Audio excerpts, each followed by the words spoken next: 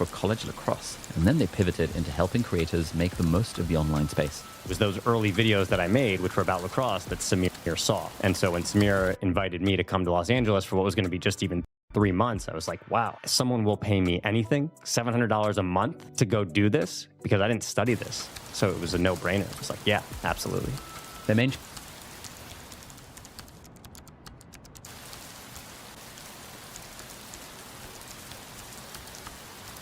channel has over 1 million subscribers. They've interviewed the likes of Mr. Beast and MKBHD and Mr. Who's the Boss and me. We never talk about the start of the Colin and Samir podcast, which is essentially what has become our entire career, which was in 2018 when we were really down and out, having an existential crisis because we couldn't make any money as creatives, and decided as almost an act of therapy to get on mics to have open conversations with each other.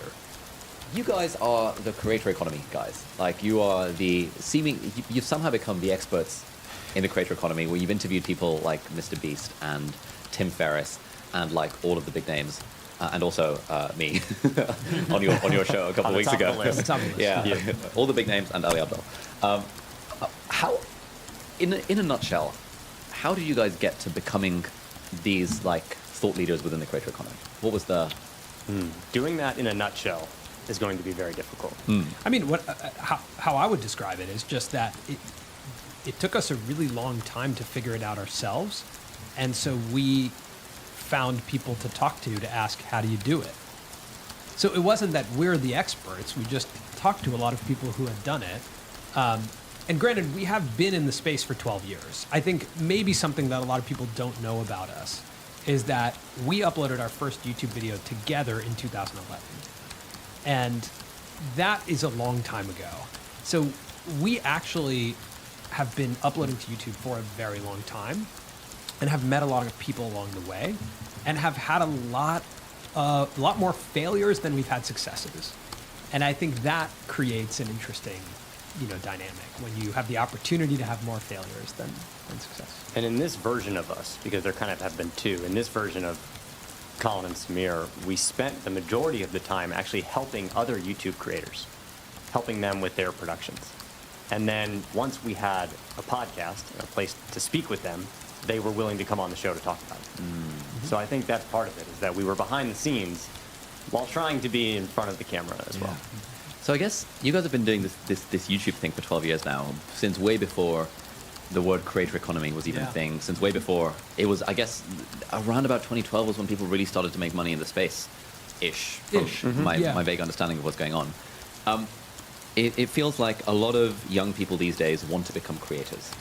To what extent would you recommend being a creator as a career, and what are the pros and cons, I guess? So when I hear that a lot of young people want to be creators, I try and think about what is it that they're seeing that makes them want that. And I feel like, sure, money is part of it, but I think another part of it is confidence in identity. You can quickly assume that a lot of the creators you follow are very confident in who they are if they're willing to put it on camera. And I think those are two very attractive things, like money and confidence in identity. And I think there are many ways to get both of those before you go about pursuing this career. And I think it's important to try and think about how you can pursue confidence in identity perhaps before you embark. I would wholeheartedly agree with that, and also say that it's not even about like us recommending to you if this is something you should do. I think it's just there's people who can't help it, and I would say that we are some of those people who just can't help it. We've been doing this since 2011, and as I mentioned, we've had more failure than success. That is a completely irrational thing to do. To work on something day in and day out that is not working, through your late 20s at times, through not making much money, to get together and get excited about uploading a video to the internet is irrational. And so I think that there's some people who just can't help it.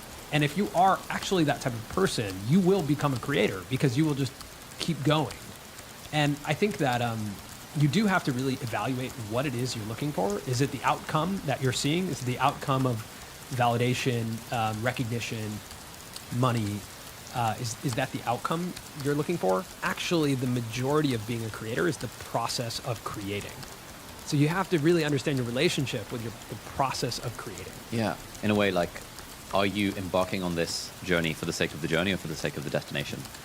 Yeah, because I mean, yeah. everyone can. You have to see it for yourself. Everyone can tell you there's like no real merit to the destination, right? Yeah. Like the destination doesn't exist. You reach there, and then you're like, now I just do more of this. Yeah. I remember when I felt like we had achieved some level of success, and I was like, oh, so success just means doing more of what we used to do, but in a more comfortable way. It's the same thing. You know, when we were first starting out, we were figuring out ideas and then filming them and then editing them and then coming up with a thumbnail and then putting it up. It's the exact same thing we do today. It's just sometimes more comfortable and sometimes more stressful, and different problems arise from it. There's a nice quote, I think it's from Zen Buddhism or something like that, which is kind of what happens before you reach enlightenment and what happens after. And so the quote is, before enlightenment, chop wood, carry water. After enlightenment, chop wood, carry water. And Exactly. I would think of that in the creator economy. It's fairly similar. Like the things that we were doing when we hadn't made it and we were making videos and making no money are basically identical to what we're doing now, and making decent money from the thing. Which is kind of weird. I mean, even this morning we got a text from our friends, Yes Theory, and they're people who we work behind the scenes with, and they texted us this morning a picture of themselves at a computer editing, the same way that they were doing like 5 years ago when we met them, and yet they've experienced they have 7-8 million subscribers now. Same thing. It's this, like, you look at the photo of them at the computer today, this morning, and we just go like, this is amazing. It's still the guys at a computer. Yeah. Okay, let's talk about money. You guys have been doing this for 12 years.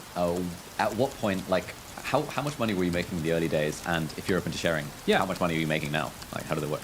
Yeah, so in the early days, none. You know, the way it worked in the early days was we started, I graduated college and then started a company called the Lacrosse Network, which was a sports media business about lacrosse. My vision was I'm going to make a television network for the sport of lacrosse, which is a sport I grew up playing. Very niche. Can't make a TV network, can't pitch it to anyone on TV, so okay, let's make it on the internet. That was the base premise. I had big dreams, as a 21, 22-year-old kid. I was like, I think you're only lucky enough once or twice in your life to be that naive. And I say lucky because I think it's like an unbelievable moment in time where I sat down with a pen and pad and I was like, I'm going to make a TV network.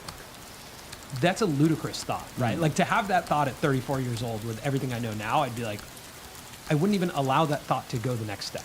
Let alone a TV network for a sport that not that many people play. Right. And Yeah. the majority of people who play it actually play it on the entire other side of the country. Yeah. And most people probably also haven't heard of it. Like, I heard of lacrosse when I got to university. It's like, lacrosse? Yeah, That's a exactly. thing? Okay, Yeah. cool, fair enough. At that time, did you think money was going to be something that came? Like, that's why you were doing it? It was like, this is a money thing. No, it wasn't money driven. It was like, I'm really passionate about this community. This community has given me a lot. Like, I found a lot of identity in that community. I found a lot of friends. That was what I did in college. I coached a team. I was like very involved in the community. So I wanted to give back to the community. But I'm not going to say it was fully pure. I was like, I want to be in the entertainment business. I know you can make a lot of money in the entertainment business.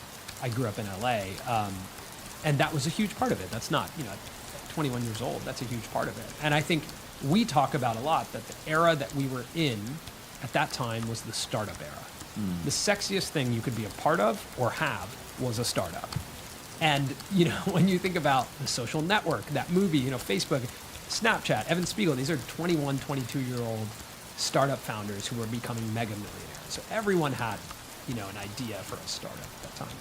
Long story short, as it sounds like, that was not a quick way to make money, to start a lacrosse-based YouTube channel with another friend and then fly Colin from, Colorado to come live in LA. I mean, this was not a quick way to make money. Nor did it ever really make money in the 3 years that we built it. So how are you sustaining yourself in that time? Yeah, so the way we were sustaining ourselves was two ways. One, from my savings, and two, from my dad runs a clothing company. And basically I said, we're a group of creatives, give us essentially a contract to do your creative work. Okay. And we will do the creative work, basically 9 to 5. Like printing logos on No, like photography for the clothing lines, kind of photo shoots, campaigns, website design, graphic design. Colin designed the logo for my dad's clothing company that's actually just changed after Yeah. 12 years. Oof, Yeah, painful. it was a 12-year It's okay. logo. It had a good run. Yeah. It's funny because looking back, even for me, when I moved out to work with Samir, I did not assume that this would be a company that would make money because I was a member of the lacrosse community. I kind of understood how big it was. Yeah. Didn't fully understand YouTube, but just was like, okay, I want to come out for 3 months and learn. And I even said in my first email, but I also want to be involved in some of the other projects, things you have going on, because I just wasn't sure that money was going to be a reality. So this is kind of so a lot.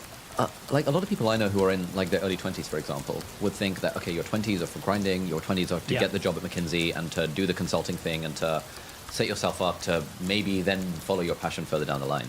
But it seems like you guys went for the, I'm passionate about X, let me do the thing. Well, I'll back up. I know the question was about money, so I want to be, respond to that question. To give you a frame of reference, the deal with Colin was come out for a 3-month internship. We'll pay you $700 a month.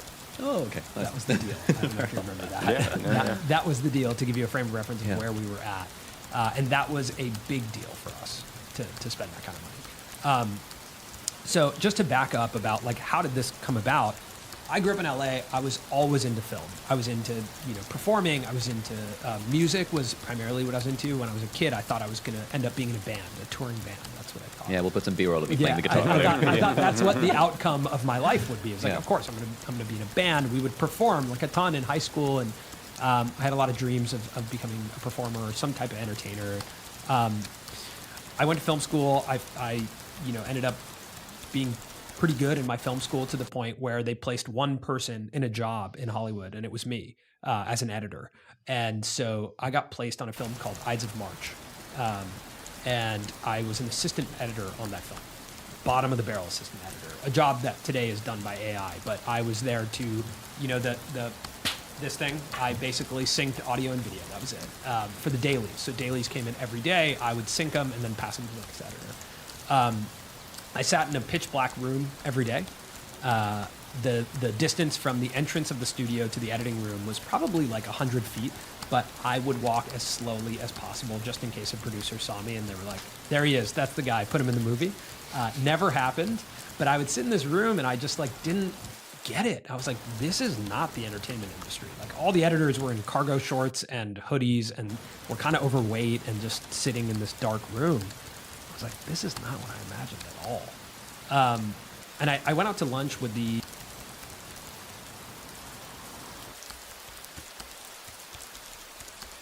head editor, and he asked me, he was like, you seem a little kind of not into this. Is this what you want to be doing? And I was like, I think I want to make stuff. I don't know how to explain it any further, but I just know that I'm capable. I can edit something top to bottom. I can also film something. I can also come up with an idea, and I can also be in it. And he gave me the best advice I've ever received. He said, so here's the deal. You are an assistant editor for me right now, and you're pretty good. I like having you around. I will hire you again as an assistant editor, and I'll recommend you to my friends as an assistant editor. And one day, in 10 years, maybe you could be me. Is that what you want? I was like, absolutely not. And he said, okay, so I'm going to urge you to leave right now and go do exactly what you want to do. Exactly what's in your head. Go do that. Because in 10 years from now, you'll get the opportunity to do more of that, whatever that is. And I left. And that's right when I said, you know what I want to do? Everything. So I'm going to make my own network because then I can do everything. I can film, I can be in it, I can edit, I can make the programming decisions. I'm going to do everything. Yeah. So that's how it came about, because then it was like, so what can I talk about? The thing that I know the most about, the thing that I know the most people in the community that I'm organically a part of, lacrosse. And where can I take this network? The only place where they can't say no, the internet. So that's how that came about. There's so many ideas that are just sparking in my mind. One of the questions I've been thinking about a lot is, what would you do if you won the lottery? What would you do if money was no object? And I often like to, I ask myself that question quite a lot in terms of helping figure out like what are my core values, what are the things I intrinsically want to do. But I also find that if I'm doing a sort of having coffee with a friend and they're like asking for advice or on anything, I'll just open up with that question, be like, hey, what do you actually want to do? And that's a scary question to answer for a lot of people, because for a lot of people, they're like, oh, I don't know, like, we're so used to thinking in terms of being a cog in a machine, the schooling system and everything like that, that if we imagine the constraints lifted from us, it's almost hard to imagine what we'd like to do. And often when people do imagine that, they would say some things like, oh, well, I'd love to do music, I'd love to write books, I'd love to do art, I'd love to create stuff. But then the immediate pushback in their own minds is, oh, but you can't make money from that. And so it's like a lot of people seem to have these creative aspirations, but are held back with but it's never going to make money. Yeah. I was lucky enough to be a terrible student. And so I knew I would be a terrible employee. So it was never in my mind that I could go be an employee somewhere. So that was never an option for me. And my dad's an entrepreneur. It just wasn't. I just wasn't an option. Yeah. Different for Colin. So how did you decide to take the plunge? Well, I mean, I guess if I'm backing up, for me, I grew up in an area where everyone kind of went into finance and wanted to be a banker. I kind of thought that's what I would do. I went to college and was a business major coming in the business school for no other reason than I just thought that's what you're supposed to do. You go to college, you go do business, you get out, you do business, you make money.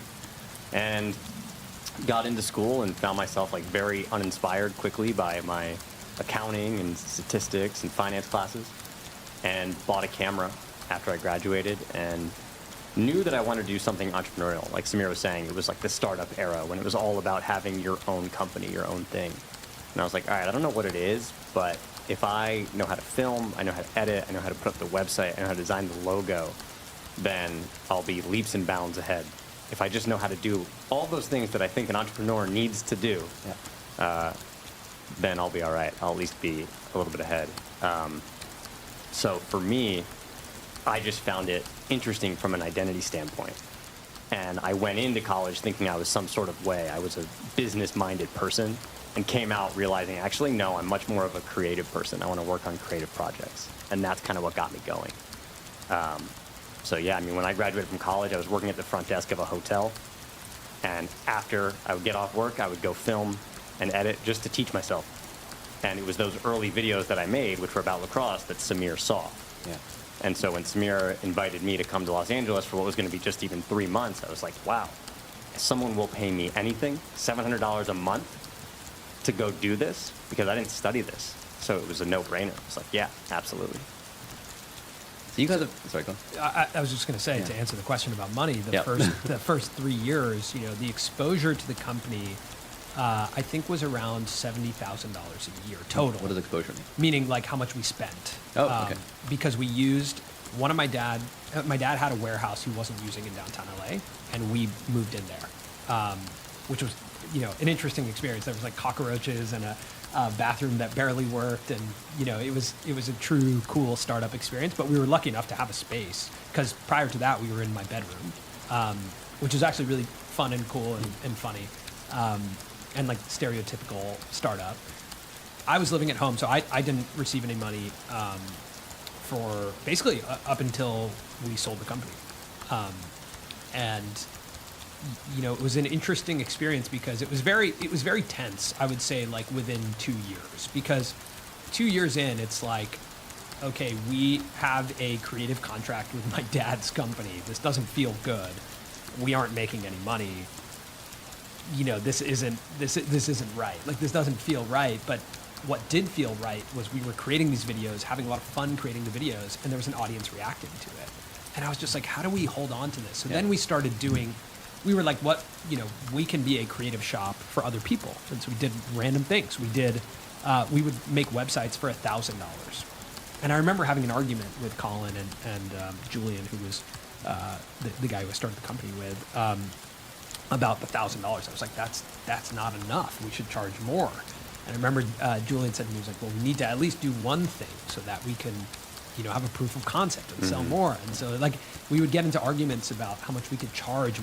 We started building computers for people. We just did whatever we could figure out, because we were like, we have to keep this YouTube channel going, but we have to make just enough money to get by. Yeah, it was like amongst the three of us, whoever had a certain type of skill set, it was like, all right, we'll charge for that skill set. Yeah. Whatever it is. Colin had a friend who needed stickers. I remember he came into the office one day and he was like, my friend needs stickers. You think we can make stickers? And I was like, yeah, we can make stickers. We charged him $800 to make stickers, and we bought them for like $500. So it was like made $300. Yep. You know, it's just random things to just keep the YouTube channel going.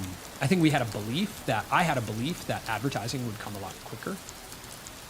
But again, I was riddled with naivete at the time that, you know, yes, people were making money on YouTube. No, people were not making money with lacrosse videos. Mm-hmm. So, luckily enough, we got acquired by a sports media company. And when I say acquired, it was an acqui-hire. So one of the greatest, yes, there was, you know, money exchanged, but one of the greatest things was that they gave us all jobs. And so we all had jobs at a company and got to continue working on the Lacrosse Network, but also within weeks, we're working with Dude Perfect. Mm-hmm. And so immediately we were like, okay, now we're working with successful creators and athletes. We started working with Jeremy Lin, started working with Giannis, started working with all these NBA players and teaching them about everything we knew about YouTube, which, again, in 2014, for guys who had been doing YouTube for 3 years, we were the most experienced guys in sports YouTube. I remember having so much imposter syndrome when we first got acquired, thinking, why are they doing this? I'm going to get fired. They made a huge mistake. Colin thought he was going to get fired within the first 2 days. I remember a call with Colin because we were working on something, and basically immediately the acqui-hire meant like our stuff went over there. It got bought by the company and absorbed. So we did keep working on that, but again, it wasn't making really much money. Maybe by that time we had covered I think that year we had made $90,000. So like at least we were covering our own. Oh, it's like 90K expense. divided by 3. Yeah. So you're on like 30K salaries. Yes. Okay. Yes. Not too bad. And that's with like year 3 of the business. Yes. Okay. And how much money are you making now? So, however comfortably you are sharing that. Now I think I actually, this is not a cop-out, I don't know the actual 100% number, but you know, we are making, you know, in the millions. I would say probably this year we'll cover 2 million, if not a little bit more than that. Damn. Revenue or profit? Revenue. Nice. Yeah. And what sort of margins are you guys running at? We have taken on a lot more expense this year. Yeah. We've taken on a lot more expense. We have a bigger office. We have a bigger team. We're kind of in a year of like investing into the company. So this year, I think our profit is less. I mean, one of the great things right now is that I am pretty far removed from this now. We have hired people to help us with our finances. Nice. And it's kind of crazy for me because even as I say that number, I'm like, I know that that's somewhat accurate, but it might be off, and we're halfway into the year, and I'm not 100% sure, and that is scary, but also really freeing. Because one of my goals this year was to lean into being talent. Yeah. You know, like, I want to be good at the craft of being present during our creative projects. I don't want to sit in a creative project and think about how much money it represents. I think also that's after years of, you know, the era that we're talking about with the Lacrosse Network being 10 plus years ago, over 10 years ago. It was no money, got a job, got acquired, but it was essentially just a job for a very normal salary. Then we left those jobs, and then it was no money, negative money, no money, you know, a little bit, and then 2022 was it, right?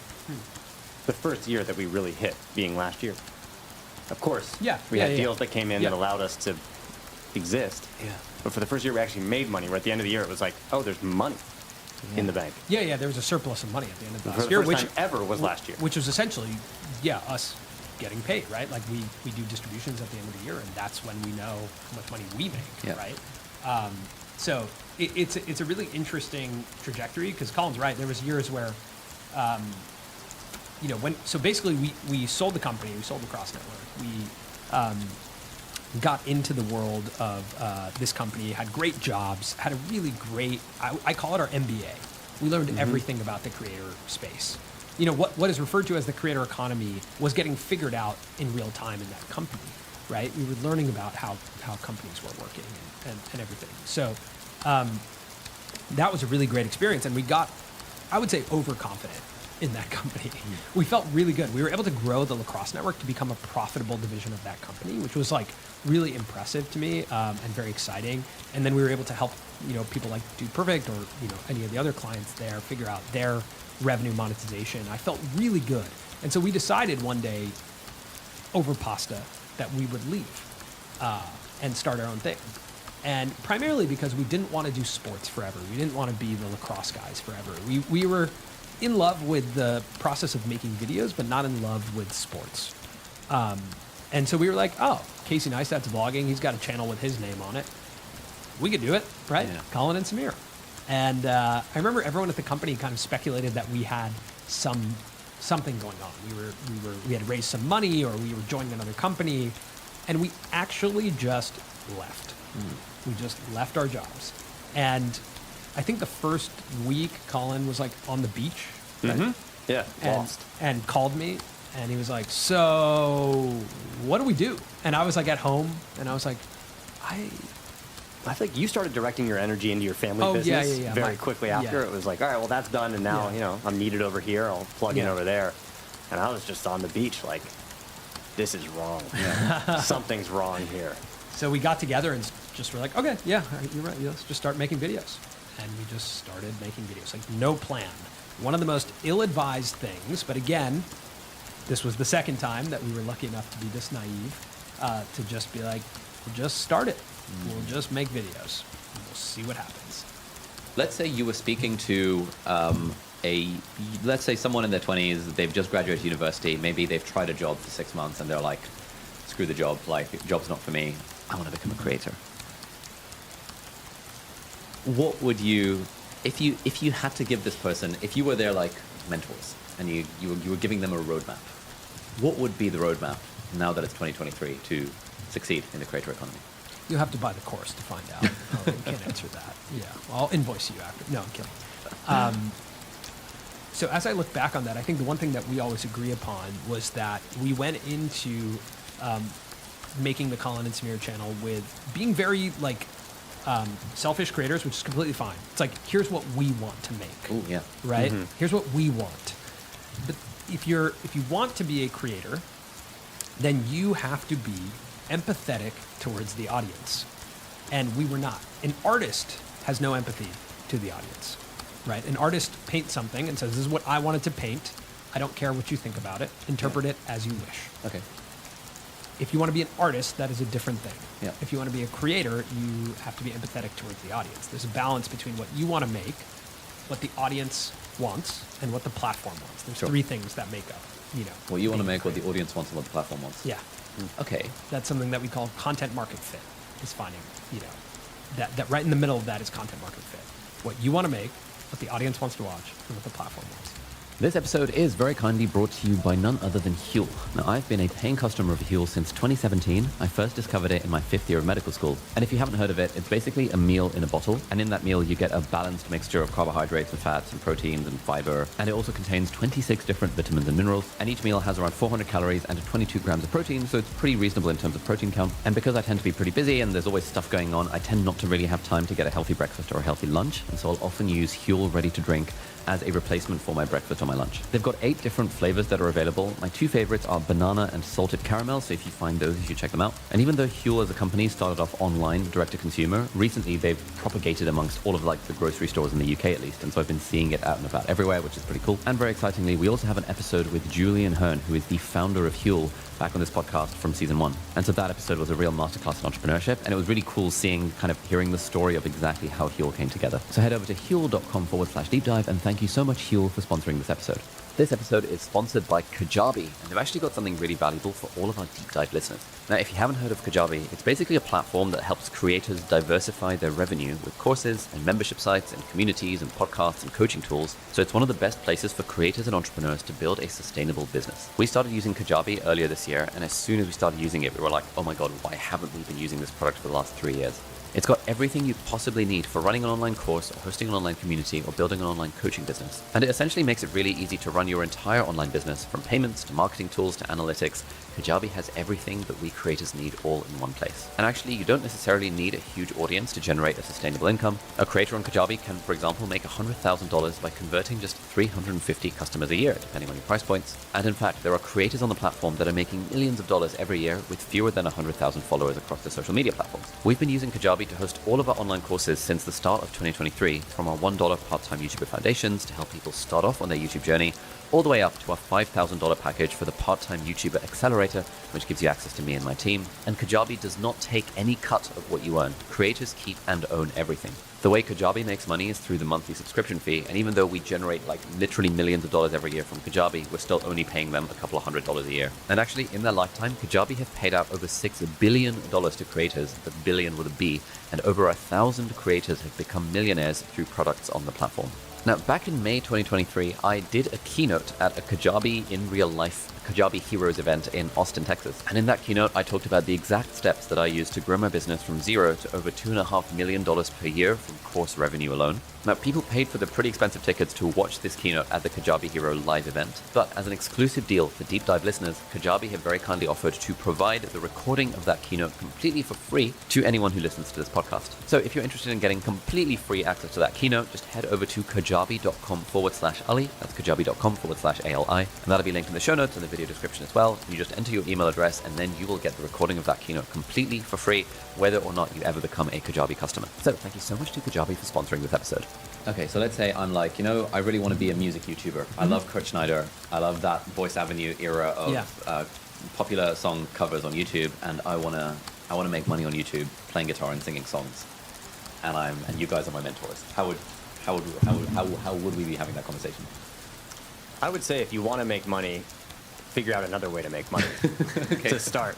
I think that's one of the biggest mistakes we made when we started this YouTube channel, was that we did not really think about where money would come from, and we assumed that it would come pretty immediately from this new pursuit of creating YouTube videos, because we had just come from a background in YouTube. Why wouldn't it?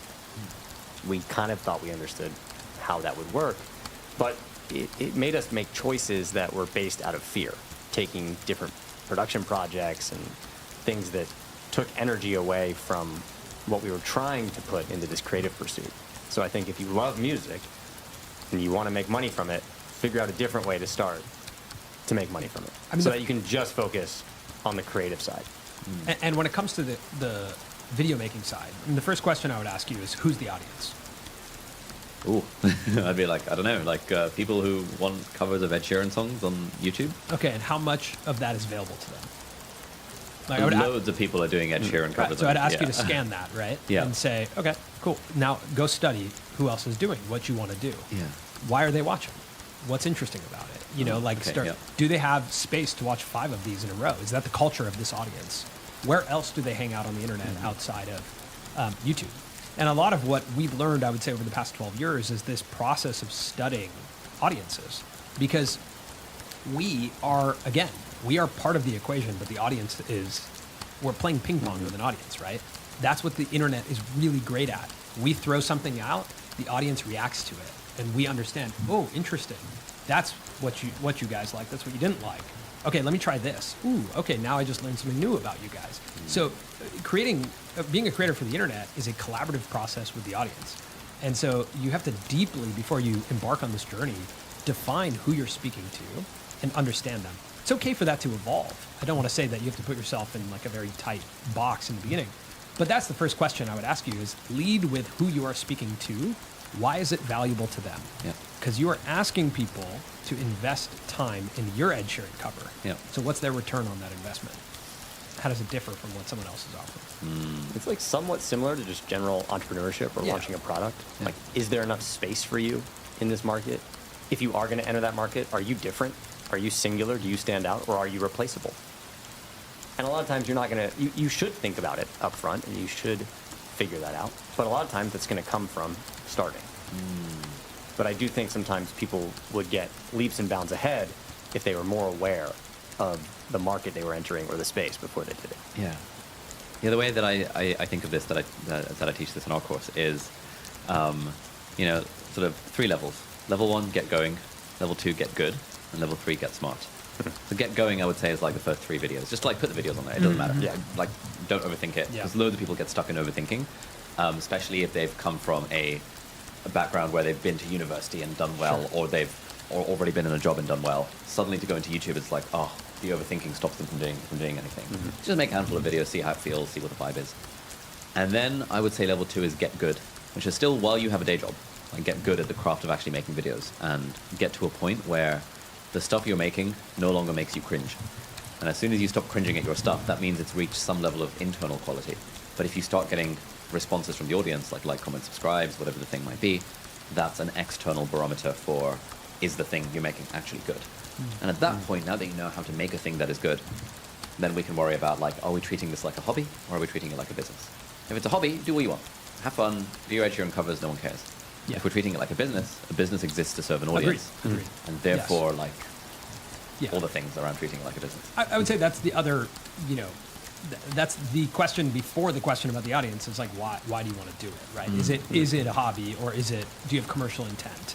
Or do you not know yet? You don't have to know when you start.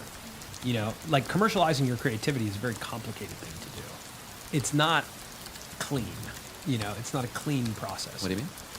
Creativity is at least for me, like coming from growing up and playing music, I think about the concept of writing songs and how enjoyable it was to write a song.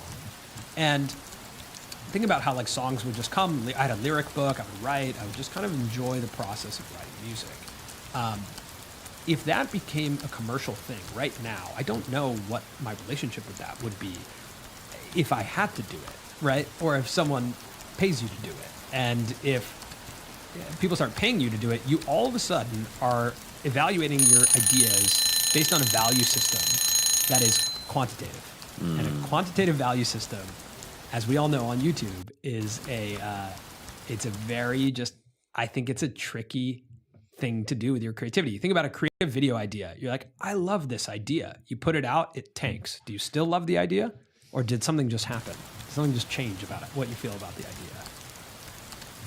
Like you finish the video, you love it, and you put it out, and based on if it's a 1 out of 10 or a 10 out of 10, your emotions towards it might change dramatically. Yeah, right? there are videos that I've put out that I thought this is really bad, and it does well. I'm like, oh, you know what? It was good all along. And you know And what? the other way around. I actually love that video Yeah. now, and I would do another one. Yeah. So that just immediately, when you have performance-based creativity, it's a completely different thing than creativity.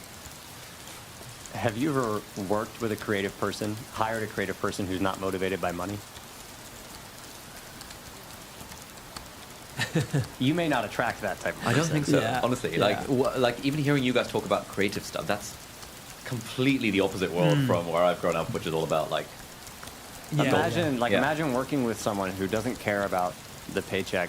They really care about the final outcome of the work in the way that they would prefer it to be. Oh, I have students like this on my YouTuber Academy. It's so frustrating. I've heard about these people. Yeah, when they say, "Why is my channel not growing?" and I'm like, just like, who's the audience? Like, like, why should someone watch it? It's like, oh no, but I really wanted to make this, and I think my message is really important. Yeah. Okay, but like, clearly other people don't. So like, I think navigating people mistake sometimes creatives mistake what's happening on YouTube for creativity. And that's not that there isn't a lot of creativity on YouTube. Yeah, not that there isn't, but again, like, let's take a look at the film industry. Yeah. Why are there so many Spider-Mans? That's commercially successful. It works. Because it puts butts in seats. Okay, that's just like the simplest thing I can say about the film business, right? So if you want to be in the film business, if you were to decide I want to be in the film business, you're playing by those rules. What puts butts in seats? If you want to be a filmmaker, you can be a filmmaker, but you might not play with the film business. It might intersect a couple of times, but it's okay for those to be decoupled. Yeah. Right? It's like how someone who enjoys making coffee is very different to someone who runs a profitable coffee business or a coffee shop. Yeah, of course. Completely different things. Which with like minor overlap, but like broadly completely different things. Yeah, different things. Colin said this to me one time. He was like, I think we thought YouTube was about monetizing self-expression, but it's not.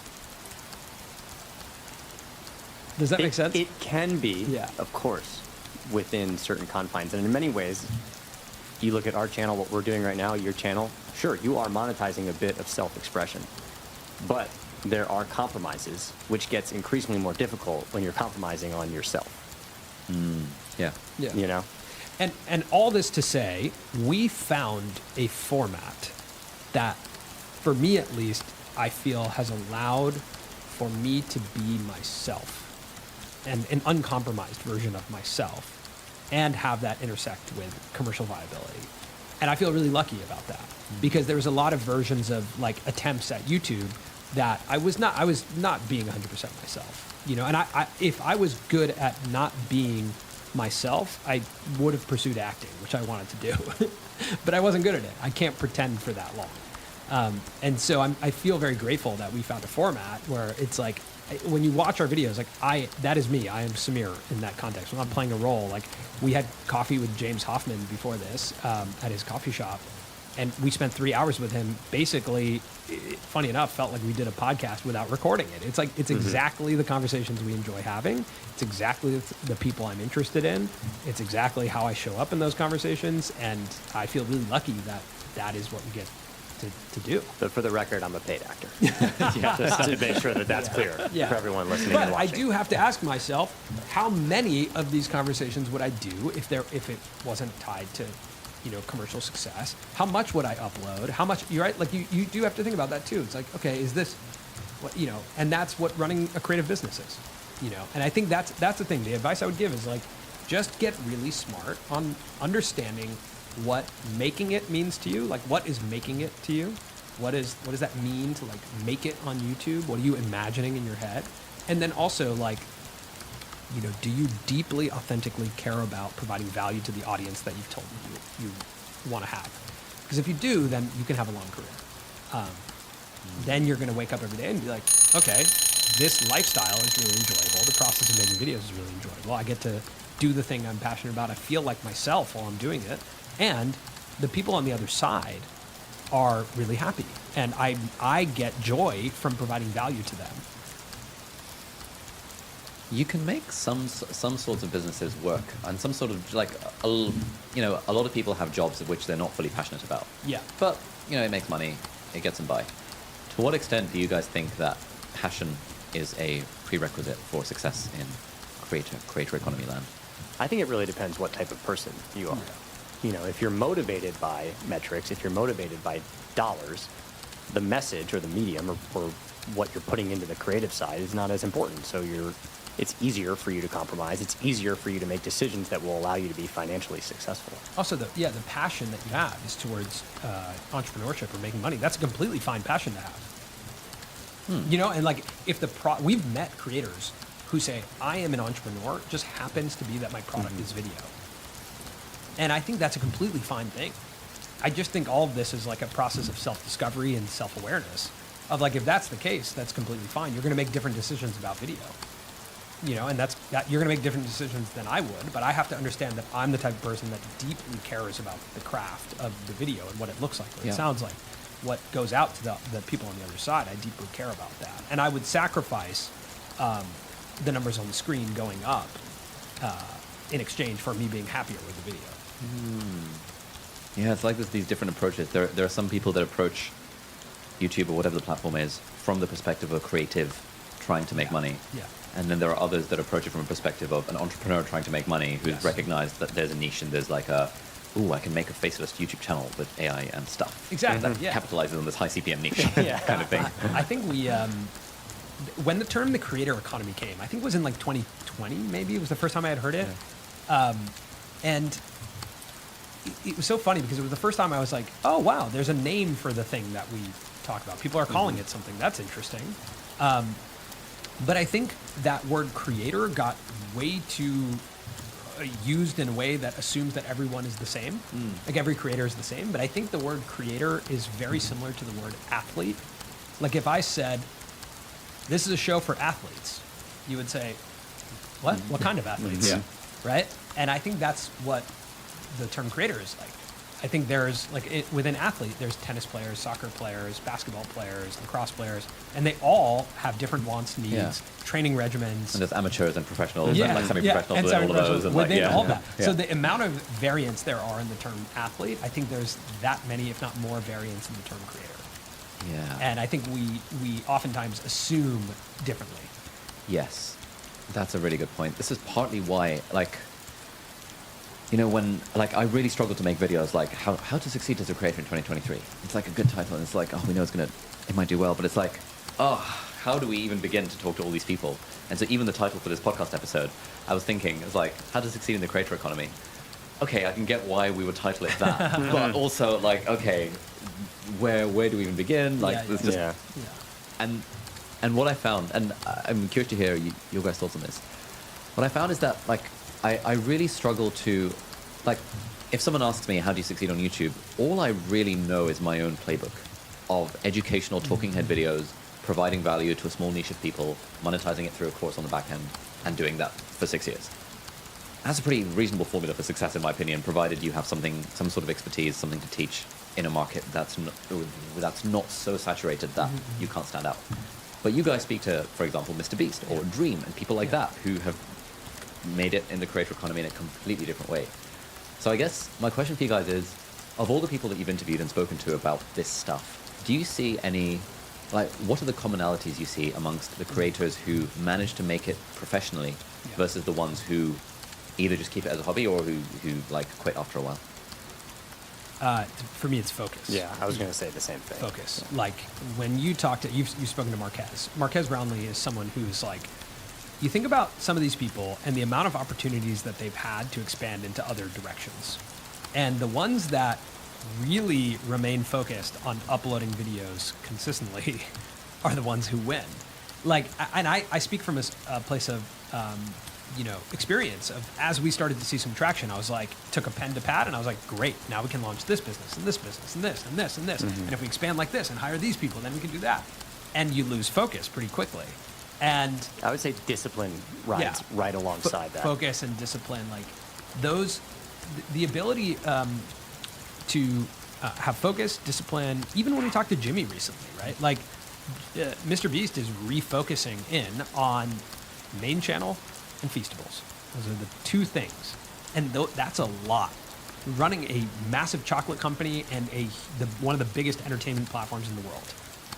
Even that is a lot. Like, even that is too much for one person. And he has a lot of help to do it. So he's someone who's told us many times, focus on making the best next video and the world will open up to you. And I agree on that. And I think sometimes creators eject out of that way too soon. Like eject out of that focus too soon. Like I look at Colin and Samir, and although it might feel in a way to some people, maybe someone listening, that's an established brand in the space. We are brand new. We are a brand new brand. I oftentimes think about companies. If you think about a company like a toddler, right? Or like a baby, a 1-year-old company, can you leave that alone and like allow it to fend for itself? No. A 6-year-old? No. Right? 6 years ago was our first upload, and I would say we really came about in 2020. So we're like 3 years old, So you have to actually continue to do the fundamentals of just keeping this thing alive, allowing it to develop. And I think we overestimate a lot of times like how much we can do and how much we should do. And again, I'm speaking from a space of experience myself of really having to learn how to refocus and really having to have discipline on like, we are going to do this. We have a lot of brand building to do. We need to be best in class at what we do first. And maybe that's it. Maybe we will never expand beyond that. But let's try and be best in class. And can we focus enough? Can we be disciplined enough to be consistent? Because that's really difficult. I think some of the top creators are all consistent. They found a way to be consistent, even though, in our opinion, creative people are often not consistent people. We ourselves are not consistent. I do think that's our biggest struggle. Can we focus enough? Can we be disciplined enough to remain consistent? Because even now that we've found a format and we're 2 years in, every day I wake up and go, oh, I could do that. How do I make space to do that thing over there? What if we cleared 3 months to do that? And things that are sort of not in what probably anyone who would be looking at us from a business perspective would recommend. How does this tie in? Okay, so I have two thoughts here. Both are somewhat garbled. The first is a fear that I often have, that I've had for a while, and I'm only just realizing it as I put it into words, is that what if I got a lucky break? What if, it's unusual to see a YouTuber who is relevant today who was relevant 10 years ago. Outside of the tech guys, like there's very few people who've managed to sustain that longevity. Audiences are fickle. Audiences thingies change, like vibes and preferences change over time. What's to say that if I just continue making videos consistently, actually next year or the year after that, I'll still be relevant. I'll still be around. Therefore, should I not focus on diversification and trying to build a platform off of YouTube and trying to build all these things, just in case I'm not in fact relevant, I become a has-been 2 or 3 years from now? That to me is like, and again, I'm going to speak from a deep place of experience. That is like very fear-based thinking, in my opinion, right? Like there's something that you're afraid of there, of becoming irrelevant. Yeah. I think that like my experience right now is like I've somehow worked out a way to relinquish a lot of that fear. Ooh, how'd you do that? A mix of, like being married to a therapist, a lot of journaling, and slight help from psychedelics. But I would say that, like, relinquishing some of that fear around scarcity and abundance is what I'll say. Yeah. So I grew up in a very scarcity mindset environment, right? Growing up in an immigrant household, especially Indian immigrants, right? Like coming to America, like it's scarcity mindset.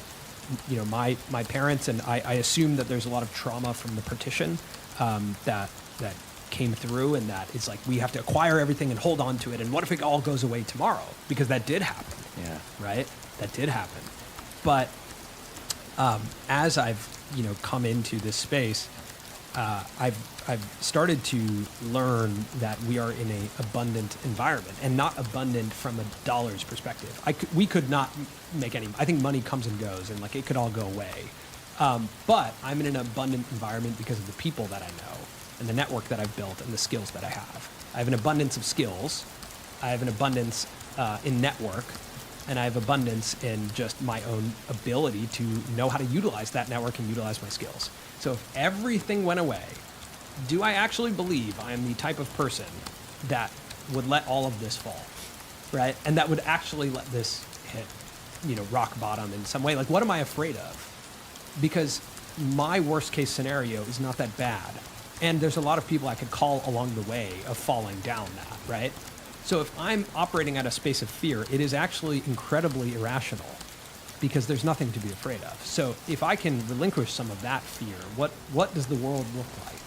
And this is, we were talking about this at lunch. I got to speak with a business coach at the Spotter Summit. So Spotter is a company that, I don't know if you're familiar with Spotter.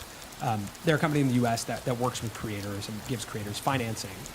And Colin and I helped co-host a summit where we brought experts in to talk to creators. And we got to reap the benefits of that as well because we got to sit down with a lot of the experts. And one of the experts there was a business coach. And I was explaining this to him because I was dealing with a lot of scarcity mindset. I was making a lot of decisions out of fear. I was feeling an incredible amount of fear to the point where I couldn't sleep because we had built something. And when you build something, you have something to lose. And I was terrified of losing. And he said something that was really powerful to me. He was like, you have entered into a world of abundance.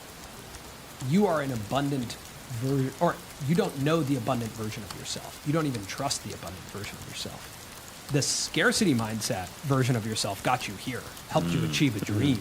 Yeah. So you don't trust abundant Samir to make a decision for you, to take you to the next place, because that person is brand new. That's a stranger. And he said to me, the same amount of time you need to build trust with a stranger is going to be the same amount of time and work to build trust with this new version of yourself. Real business coach thing to say. Really good. And I loved it. Yeah. And that's when I realized, I was like, okay, there's a new version of myself that I'm coming into, but that's going to take a long time. And it's still, it still manifests in a space of like when we get offered a brand deal, I'm terrified to say no. Terrified. If I say no, they'll give it to someone else, and then they'll like that experience, and then they'll never work with us because they'll only work with our competitors. And then, and that's incredibly fear-based.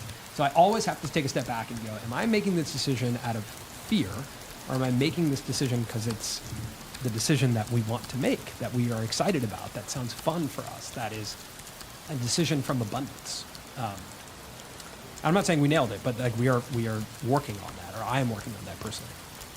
For me, I also want to be honest and say that it's way easier to think about dealing with irrelevance if it were to come tomorrow, because we have found some relevance. True. Just being fully transparent. You know, when back in 2019, we had negative $18,000 in our bank account. We shut down the company, essentially. I moved home. We had yet to be successful, and it really hurt from an identity perspective, an ego perspective, confidence. I didn't know where I would work, what I would do, what value I could bring to anyone. And because we were able to find some success in 2021 and then in 2022, cross over 1 million subscribers, have people call us your favorite creator's favorite creator, things like that. To get that validation, if it were to all go away tomorrow, I'd go, okay, at least I can close that chapter knowing I did it. Of course, I don't want to wake up tomorrow and be irrelevant, but there's a sense of calm that comes from feeling like we, quote unquote, made it after so many years of thinking we could never.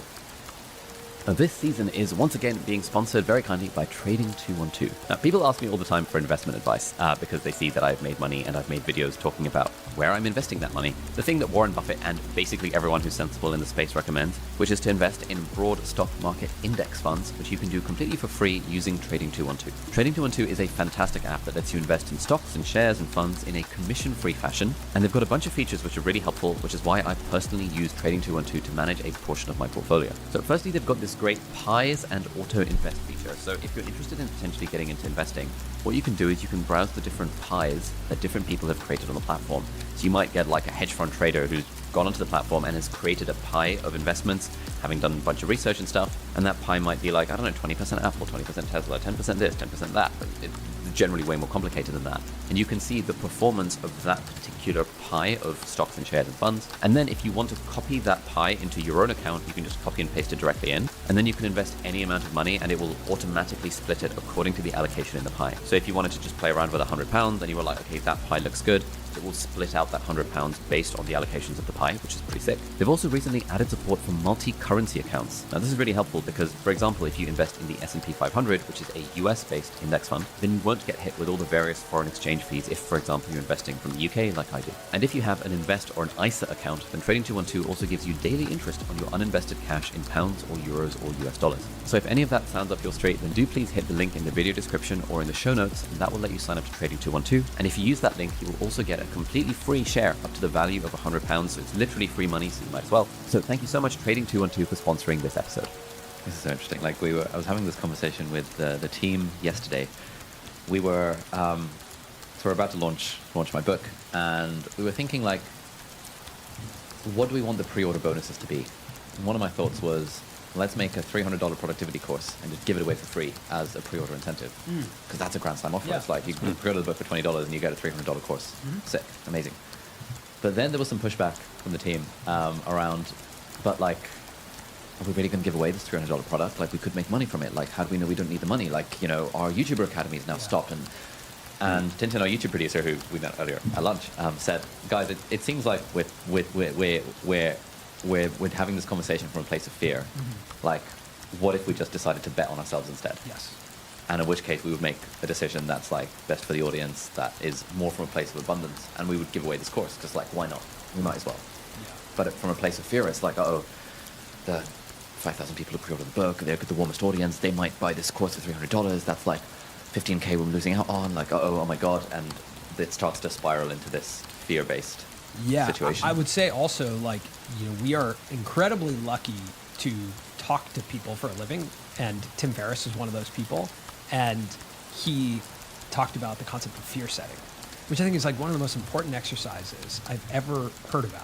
It has stuck with me, and it is something that I actually use, which, if you're unfamiliar with it, the concept is the same way that we would goal set, we should also fear set. We should write down our fears and then actually play them out. He has a framework. It's on his website. I would recommend you check it out.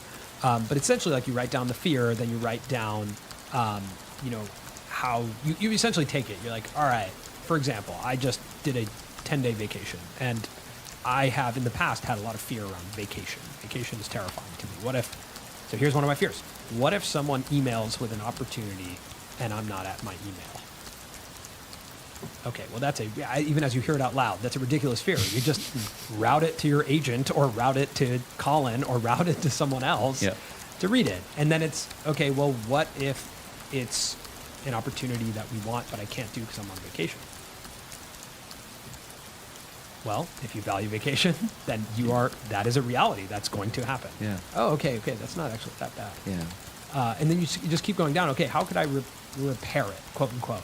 Well, we could just email them and see if we could do it when I'm back, right? It's just like there's so many. It sounds ridiculous as you go down it, and you start to realize like, oh, these fears are just I haven't thought them through yet. Yeah. They're very surface level, and so they're eating at me because my imagination is so powerful. And I'm a storyteller inherently, so I'm able to tell myself a completely invalid story. But if I live it out and write it down, it's like, no, okay, actually, it's completely fine. So yeah, that's has been incredibly helpful. Oh man, I love the fear setting exercise. Yeah. Anytime I feel any sort of existential crisis about my business or anything, I just Google Tim Ferriss fear setting, literally just go through it, type it all out, and I'm like, at the end of it, I'm like, cool. My conclusion from all of this is things are totally fine. Yeah. I enjoy making videos. I can just keep making videos. Yeah. And just that's it. That's all I have to do. I would share some advice for young creators of like the way to experience some of that is or what we're talking about of like relinquishing some fear. Like I think a lot of fear comes from maybe building too fast. Like let's say you have a great Q4 and you're like, oh my, I think ad rates are up, the channel's exploding, this is amazing, we should hire 3 more people, we should sign a 1-year lease on a really expensive studio, we should invest in all these different things. Being a creative and being in a creative business, you have to expect some level of volatility, and not just volatility in the market, you have to expect emotional volatility. And I think emotional volatility of like, I'm in love with this process of making videos right now. It's so fun. Could there be a more fun job paired with, I hate this. I don't want to do this anymore. I don't want to make a video today. I'm not feeling up to it. I want to make 1 video this month instead of 4. That level of emotional volatility or just, you have to leave space for that. Yeah. And if you tie your creativity to too much overhead, now you're afraid. Yeah. Now you're like, now I can't pay people. Now people depend on me. That's terrifying. Now I'm going to disappoint people. Yeah. That's terrifying, right? That's when fear really starts to build up. When you're like, I can't pay my rent. Oh my God, I'm not going to make any money because to run my business costs so much money. So yeah, sure, we're making $1 million, but I'm spending 990. That's when you're in a scary place, right? And if you have 2 people running the company, expect 2 times the emotional volatility. What is that dynamic like? Because it's unusual to have co-founders, like a duo in the creator economy. I suppose there's Rhett and Link. There's Rhett and Link, but most of them are couples. Yeah, like Matt and Abby. Yeah, Cara and Nate. Most of them are dating. I love the couple. Yeah. Yeah, and which is why people. For the record, like we are a couple. Because that is the most searched. It's the most searched question. Question about Colin and Samir. Are Colin and Samir dating? I think people just see us in a frame and they assume we like sleep in bunk beds in the same room, and or even a double bed in the same room. How could we not be in this box together? Yeah. But no, I have a wife and Colin has a fiance, so unfortunately, to quell those rumors, we are not dating. Damn. But that said, it's not different from a marriage. I'm married, and it's not. There's some things that are different, but it's not. There's emotional similarities to it of having a partner. Attaching yourself to someone, your ability to earn is attached to someone, your ability to express is attached to someone, your bank account is attached to someone. Like there's so much that's attached, right? Our context to other people. I'm Samir from Colin and Samir, right? That's also. I was surprised when I first heard your surname. I was like, oh. Yeah, I guess you've got a surname. Yeah, exactly. Yeah. And so many people call me Colin, which is so funny because they look at me and they're like, Colin and Samir. Yeah. Like his first name is Colin. Yeah, if they see Samir first, like, oh, Colin. Yeah. Wait, what? Yeah. So we are like, to package yourselves is a very, it's not an easy thing to do. And I would say that it's, we both saw this on Twitter, but someone said, if you don't want to split the company evenly with your co-founder or co-founders, you should not be co-founders. If you don't believe that you are providing equal value, you should not enter into that business together. And I think that's a really important thing, and you have to believe that wholeheartedly and hold on to that belief for the entirety of the project. Is like we are equals in this project. We support each other. Without either of us, it doesn't exist. That's a super important thing. I think value alignment is more important than creative alignment. Of what do we value about life? What do we care about when it comes to life? Because we will spend the majority of our life together, right? Like you spend more time together than you do with your respective partners. At times, Yeah. yeah, At times. for sure. I mean, on a day-to-day, yeah, we're together for 8 to 10 hours during the day. That's really significant, So, yeah, there's a lot of complex dynamics to it. I don't know much of a life without it because we've been It's creating really- together for 12 years. Oh, that's so wholesome. Yeah, yeah, it is wholesome. It's probably why people think we're dating. I mean, even for us, it's strange, or at least But surprising. no one thinks Rhett and Link are dating. Yeah, we don't know that. Yeah, actually, I guess we don't know that. Yeah, I guess I've never once thought that they were dating, but I did think of that about you guys for some reason. I guess because you're younger, so like Maybe. We're Yeah. younger. Yeah, I don't know. We're just more stylish than them. That's Yeah, probably that's it. But you don't want to go on No, record I don't- saying I don't that. wanna go on They- record saying they that. have- I think they that have stylists, if I- they're more Yeah. stylish. If I can just for a quick hairstyles. second I would say, like to redact everything Samir just said. just for a about- quick second, if I can say how jealous I am of how stylish I think Rhett and Link are. Every time I see them, I'm just like, they look dynamite. So, okay, go. What were you saying, Colin? Now I'm just thinking about Rhett and Link. And Their how- style, yeah. how fashionable they are. There's only 2 occasions where I've seen Rhett and Link. The first one is in their YouTube ad for Wix before I had YouTube Premium. We're Rhett and Link, and we made our website with Wix. Yeah. And the second one was their interview with you. Yeah. Like I did not really know anything. I think they're very US centric. Yeah, they are. Like yeah, I've yeah, never they're heard very of them US. Yeah, for outside sure. of that Wix ad, and then your Yeah, interview. you I was saw like, them on whoa. our channel, and you're like, are those the guys from the Wix? Yeah, ad? that's those what are guys from the I was Wix like, ad. whoa, these guys are huge. Yeah. They've got a whole whoa. And I was finding out about them for the first time in your funny. interview with them, and I was like, Yeah. damn, this is a good setup. Did we answer your question? What was your question? What's it like being co-founders? Oh yeah. What's it like, Cole?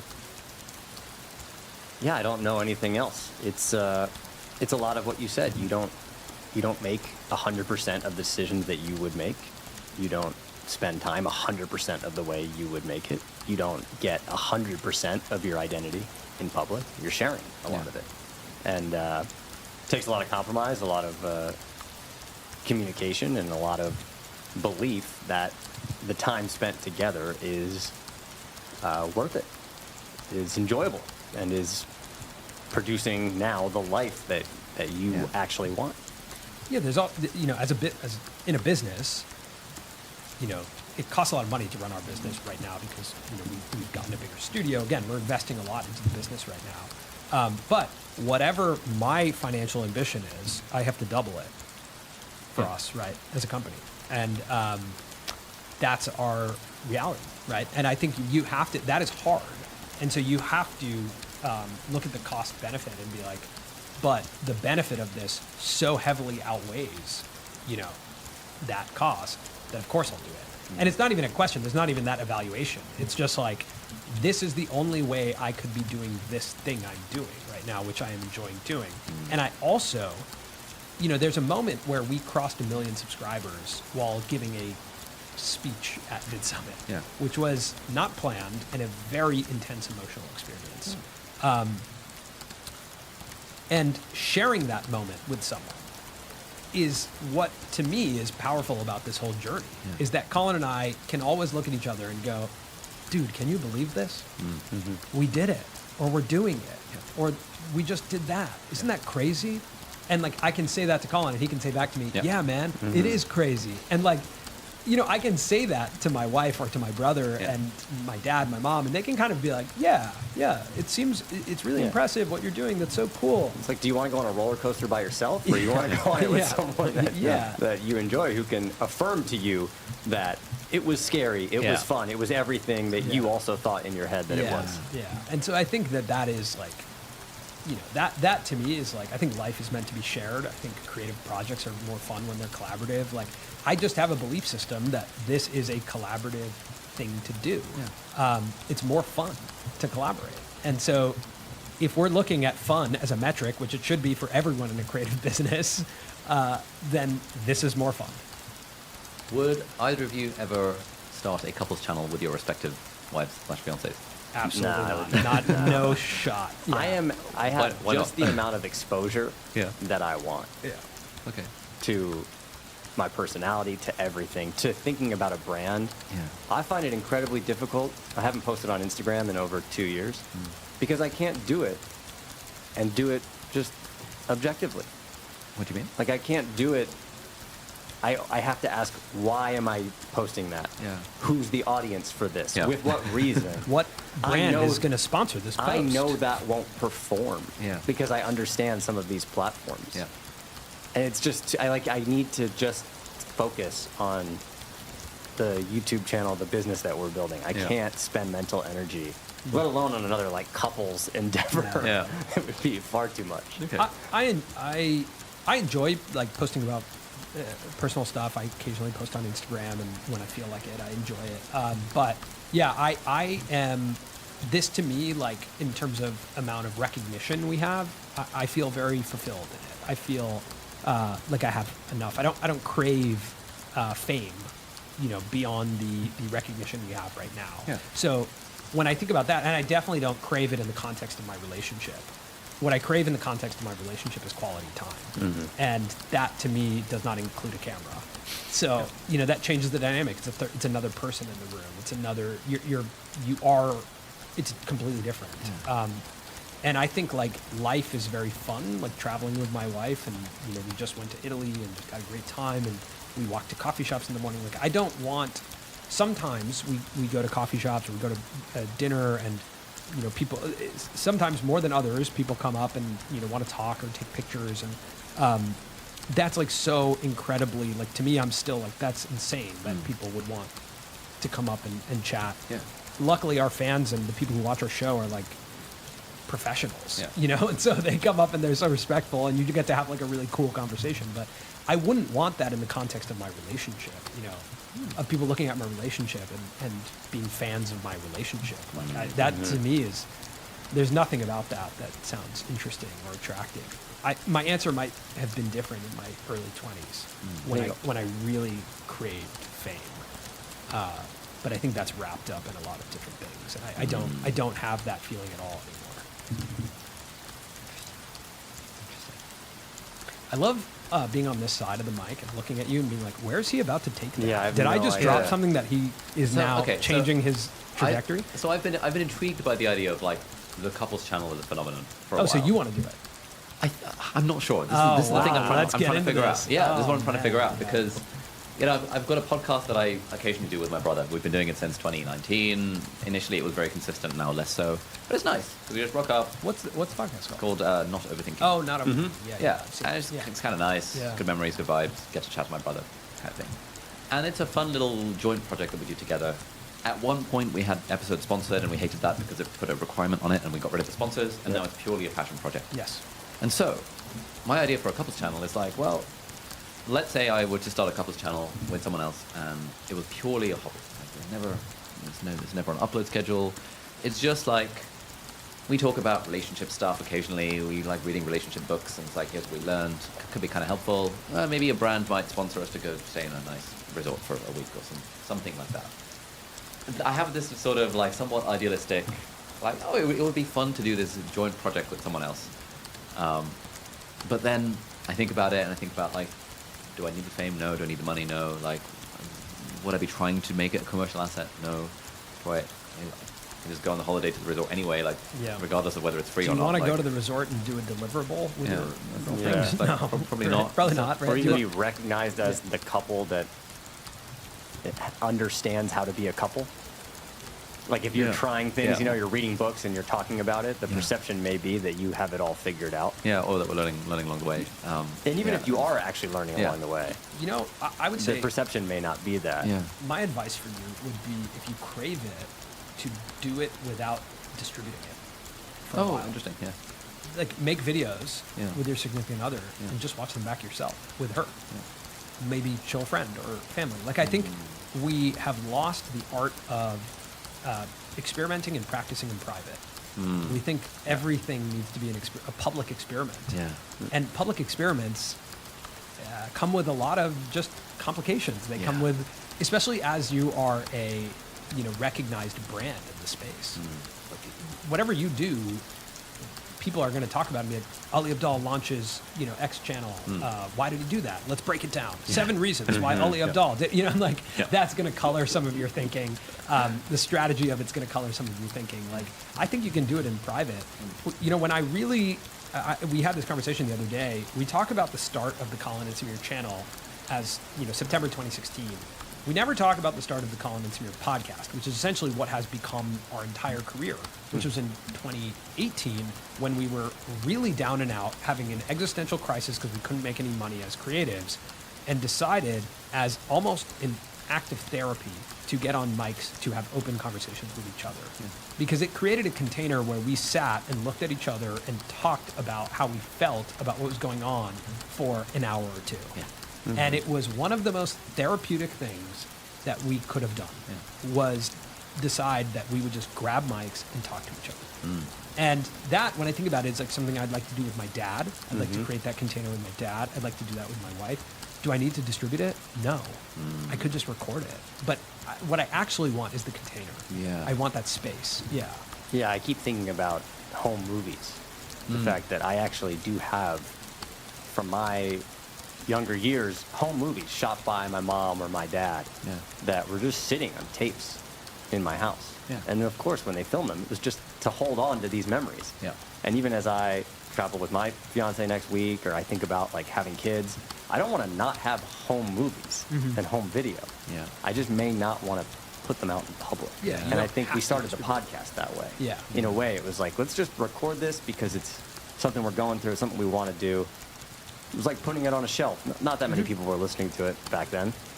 But now I'm so happy that we did that and we have those memories and that understanding of what it was like. There's an episode that I will cherish forever, which is the most Hollywood thing we've ever done. It was at a time where we decided, okay, none of this is working, but our dream is we were making some branded documentaries, and like our background, that's what we were passionate about. That's what brought us together, was our love of documentary storytelling. And so, we had made some successful documentaries in the more like branded world. We never made like an entertainment documentary. And during the Quibi era, I don't know if you remember this. Wow, Quibi was not a thing here. The Americans listening who are in the entertainment business will remember Quibi. It was essentially a wildly well-funded distribution platform that was looking for content. Through a series of crazy events, Colin and I got the opportunity to create a sizzle reel and pitch a show with a creative partner who was named Tom Boyd, who's an awesome creator, who had filmed essentially home videos in Atlanta, living in a house with Justin Bieber and an artist named Asher Roth. And they had worked together. Asher Roth was like signed by Scooter Braun, who's Justin Bieber's manager, and was an emerging artist in Atlanta. Scooter found Justin, moved him into the house too, and they all lived together. And Tom was there as like a creative partner and was filming all of it. Scooter kind of suggested to him, maybe we'll make like an MTV show about this music house. So Tom filmed all of it. And he called us and was like, hey, I found all this footage of like these early days with Justin Bieber and this song that we wrote that essentially saved Scooter's company that then financed Justin Bieber's career. Like there's this crazy story about this time. And we're like, okay, cool. We'd love to make a doc. We're looking to make a doc. This sounds like a really good doc. And we basically got the opportunity to create a pitch, create a sizzle reel, and go pitch this to Scooter Braun. And when we went there, to our surprise, as we're pitching the show, Justin Bieber walks in the room. There's 4 of us. One of them is Justin Bieber. And it was just a crazy experience. It was the most LA, kind of Hollywood, trying to make it as filmmakers experience. Within half an hour of ending that meeting, we got mics and just told the story back so we wouldn't forget every detail. And we put it up on our podcast feed. Again, no one listened to it, but it was just like, now I sometimes go back and listen to that episode because it was so funny and fun and we were laughing and it was like, what a crazy experience we had. Nothing happened with that pitch. It did not pan out. But that memory being captured with no commercial intent is so pure to me. And it's so great to go back and be like, that was a time in my 20s when I was trying different things. And Colin and I would stay up all night making these sizzle reels and pitches and be like, maybe this is the project that'll make our career, you know? And just having these crazy experiences. And that's what I think maybe we crave and we mix that up with the desire, with maybe justifying it through commercial intent. You know, you're like, well, if I'm going to film me and my girlfriend, I should probably monetize it, right? Because I know how to monetize it. I don't think you need to do that. Yeah, it's a thought process that goes through my head annoyingly often. Whenever I do, like I was playing Diablo 4 the other day, and I was thinking, oh, it's such a waste of time doing this and not streaming it. Like, I should stream this on Twitch. Exactly. Yeah. It was, like Twitch is dying, like YouTube game. Oh, I guess okay, cool. I guess I stream it on the main channel or on the second channel, and then I guess might as well restream IO to like all the other platforms. And I suppose I can answer questions from the audience while it's happening. I suppose we can record that, chop it up into I just sit here and play Diablo 4 for a little bit. It's okay. It's all good. That like confusion around like, should this be productive is something I've wrestled with my entire life and still wrestle with. If I sit on the couch, I'm like, sitting on the couch. What could I be doing while sitting on the couch? Okay, I'll text people. I'll text, people about ideas. I'll get feedback on ideas. Or maybe I'll call my mom. It's like sitting in stillness is one of the most challenging things to do, or just even enjoying something for a moment. Like, I'll just read this book. Oh, but this book, maybe by reading this book, I'll know how to write a book. Okay, that's good. That'll justify it. Yeah, I found that for me over time. It's kind of annoying in a way, but I've been increasingly reading fewer and fewer books each year, because before, any downtime would be spent listening to something on Audible at 3x speed. And then I'd be making videos about how I read 100 books a year. Hold on, can we just pause on that? Yeah. 3x speed. I mean, it depends on the narrator, but sometimes 2.5, sometimes 3. If it's a really dense book, 1.5. That is wild. I am like 1.25 is my max. Oh, you can slowly work it up over time if you really want to. But 3x is insane. I mean, for most like non-fiction books, self-help books, if you understand why, you kind of get through the message. But I used to do that quite a lot, and then that would lead to these great videos. It's like how to read 100 books a year kind of thing. It's not that hard if you listen to an audiobook every 3 days at 3x speed. Yeah, if you bump that up to 100x, you could probably you can just like blitz you through could probably the read whole, a million books. all that catalog. But now increasingly, like even when I'm driving, I'll often just think, you know what, let me just like not listen to anything. I'll go for a walk in Hyde Park and not listen to anything like actively. Yeah, and it's hard. It's hard, but I think over time I'm becoming more and more comfortable with it, which then also means I'm like, oh man, I used to be the 100 books a year guy, and now I read like 25 this year. Oh wow, waste man. That kind of thing. You know what I've found to be the most helpful activity if you want to start to practice not being stimulated by audio or video, and that sounds like crazy when I say it, but swimming. I started swimming, and you're underwater in this flow state just with your thoughts. And like the first few lengths, it's kind of like you're focused on the swimming, and then after a while it goes like, huh, I'm just here underwater with no inputs. I can't speak, I can't listen to anything. I'm just here. That to me is like the most present. It's that and playing paddle tennis. Because when you're playing paddle tennis, if you lose focus on the ball, you're going to lose the point, or you're not going to hit the ball. You have to like focus on this green ball. It's like very nice to just be like, I'm present, I'm focused. It's funny. I think the value of there being two of us is that I'm not like that. Oh yeah. That I can. I can. Always, since I've been a student, I can sit and focus on one thing for hours, or I can go to the beach, not listen to music, not do anything, and sit for an hour. I just like have that ability, I think, to like have a baseline that's a little bit then vibes. calmer. And maybe that's because I'm not like a son of immigrants, and like I was not raised in that type of environment.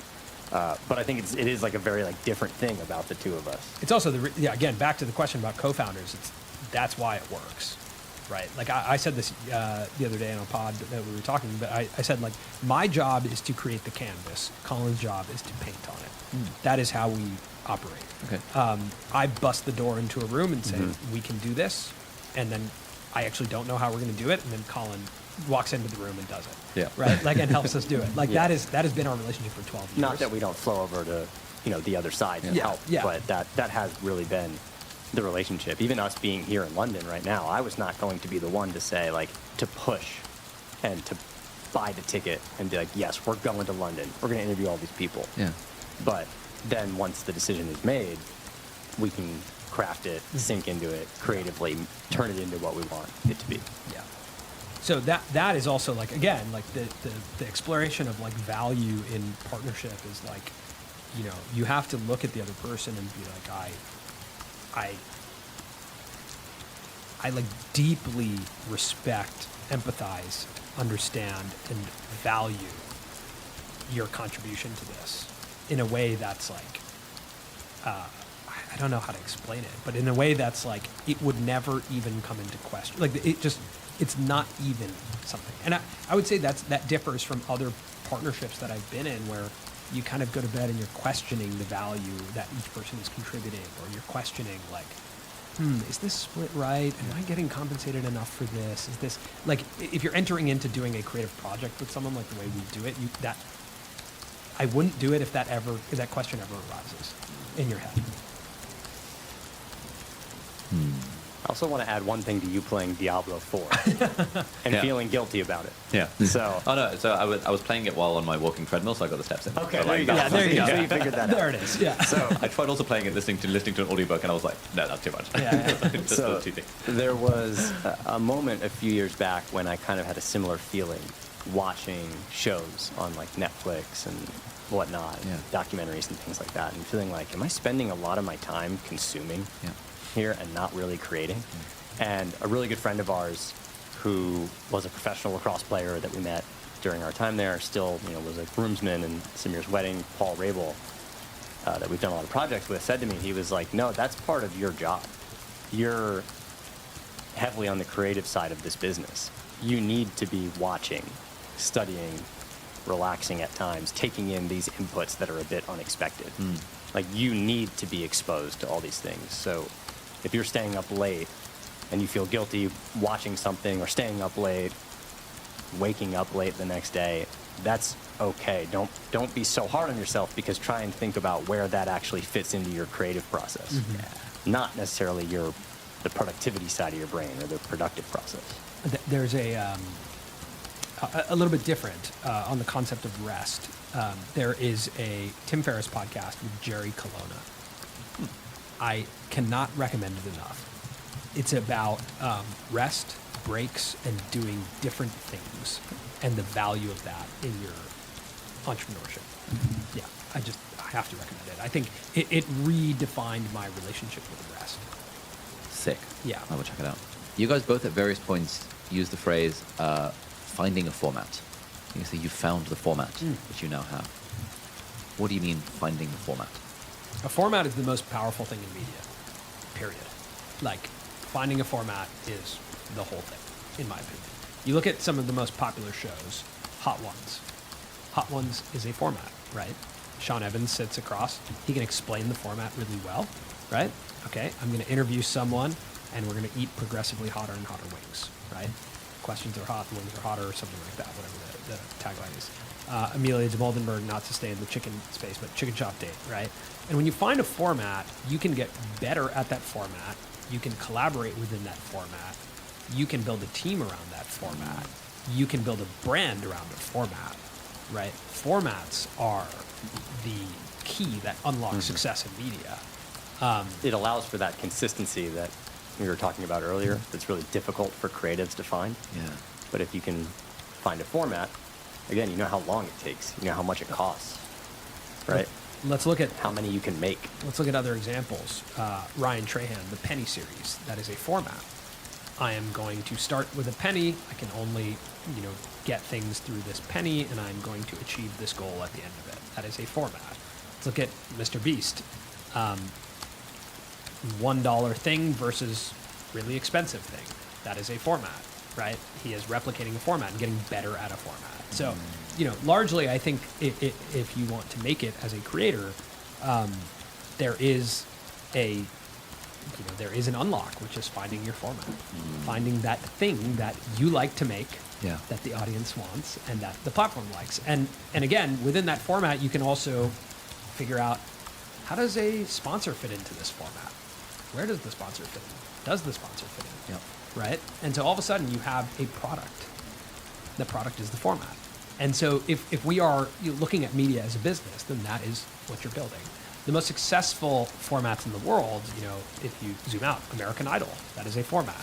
right? That Yeah. can be scaled, replicated, Yeah. built upon. There can be an audience for that format. So like that is I think what you're looking for when it comes to building a career on the internet as an online creator, looking for a format. And for us specifically, we were doing vlogs, we were doing video essays, and then finally, when we turned the podcast into video form, that's the unlock for us.